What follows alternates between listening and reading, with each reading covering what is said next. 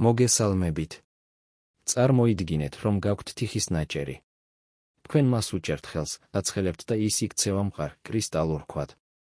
ეს ჰგავს ჯადოქრობას არაა? მაგრამ დედამიწის წიაღში ეს ჩვეულებრივი მოვლენაა. დღეს ჩვენ ვისაუბრებთ მეტამორფულ ქანებზე. ეს არის ქანები, რომლებიც თავიდან დაიბადნენ. ქვები, რომლებმაც განიცადეს წარმოუდგენელი ტრანსფორმაცია.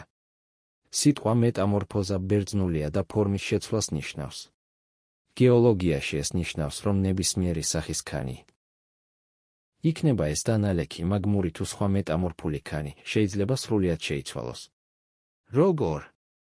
მას სჭირდება ორი მთავარი ინგრედიენტი, გიგანტური წნევა და გავარვარებული სიცხე. წარმოიდგინეთ, რომ ქანი ხვდება დედამიწის ფილების შეჯახების ეპიცენტრში. ზემოდან ათასობით ტონა კლდე აწვება, ხოლო ქვემოდან მაგმა აცხელებს.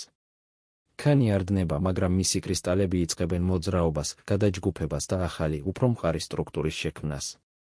მეტამორფული ქანები ორ დიდ ჯგუფად იყოფა. პირველი.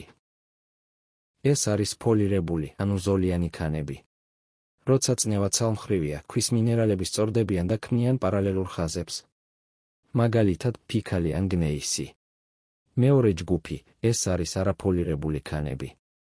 აქ წნევა ყველა მხრიდან თანაბარია, ან ქვაში არ არის ზოლიანი მინერალები. საუკეთესო მაგალითი ჩვენთვის უკვე ნაცნობი მარმარილოა, რომელიც კირქვისგან წარმოიქმნება. ან კვარციტი, რომელიც ოდესღაც უბრალო ქვიშაქვა იყო. მეტამორფული ქანები, ეს დედამიწის მოთმინებისა და ძალის სიმბოლოა.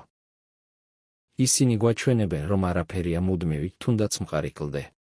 თუ მოგეწონათ ეს გეოლოგიური მოგზაურობა, დაალაიქეთ ვიდეო და გამოიწერეთ არხი, რათა არ გამოტოვოთ დედამიწის სხვა საიდუმლოებები. შეხვედრამდე.